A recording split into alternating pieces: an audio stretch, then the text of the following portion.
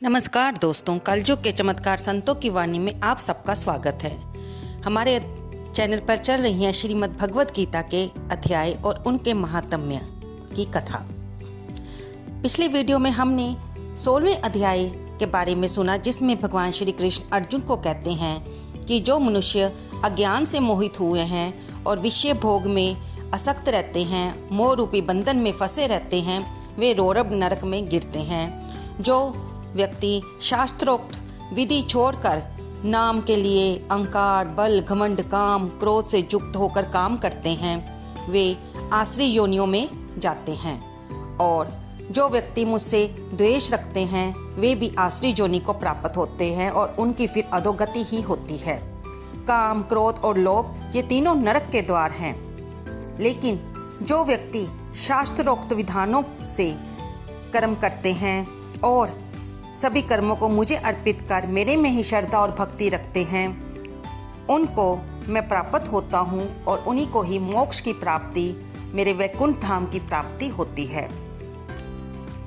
इसी अध्याय के महात्म्य के बारे में भगवान श्री विष्णु लक्ष्मी जी को सुनाते हैं। आइए हम भी सुनते हैं। भगवान श्री नारायण जी बोले, हे लक्ष्मी, सोरठ देश में खरगबाहु नाम का राजा राज्य करता था। वह बहुत धर्मात्मा था। उसके हाथियों में एक हाथी बड़ा मस्त था। उसकी इतनी धूम मची कि वह किसी महावत को पास नहीं आने देता था। जो भी महावत उसके पास आए उसको वह मार डालता। हाथी के पाँव में जंजीर बंधी हुई थी, जिसके खेत से राजा ने और देश के महावत बुलाकर कहा कि कोई ऐसा हो जो इस हाथी को पकड़े तो मैं उसे बहुत धन दूंगा। हे लक्ष्मी, उस हाथी को किसी ने नहीं पकड़ा। एक दिन हाथी नगर में चला गया और सामने से एक साधु आया। तब लोगों ने कहा, हे संत जी, ये हाथी आपको मार डालेगा, आप कृपया पीछे हो जाइए। संत ने कहा, तुम देखो श्री नारायण जी की कितनी शक्ति है और हाथी की कितनी शक्ति है जो मुझको मारे, वह तो मेरे नज़दीक भी नहीं आ सकता। तब साधु ने नेत्र प्रसार कर देखा। हाथी ने सूंड के साथ साधु की चरण वंदना की और खड़ा रहा। तब साधु ने कहा, हे गजेंद्र, मैं तुझे जानता हूँ। पिछले जन्म में तू पापी था, लेकिन अब मैं तेरा उद्धार करूँगा, तू चिंता मत कर। हाथी बार बार चरण छूता, माथा निवाता। लोगों ने देखकर राजा को खबर की। राजा भी वहाँ आया तो देखा हाथी साधु के आगे खड़ा है। तब साधु ने कहा, अरे गजेंद्र, तू आगे आ।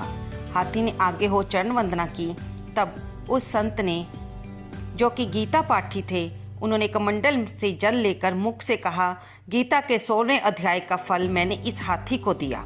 इतना कहकर उन्होंने जल छिड़क दिया और हाथी ने हाथी की देह छोड़कर देवदेही पाई। विमान पर चढ़कर वैकुंठ को गया। राजा ने संत को दंडवत प्रणाम किया और कहा, संत जी, आपने कौन सा मंत्र कहा था जिससे इस अधम दुखदायक को सद्गति प्राप्त हुई? संत ने कहा, मैंने इसे 16वें गीता के 16वें अध्याय का फल दिया है, जिसका मैं नित्य पाठ करता हूँ।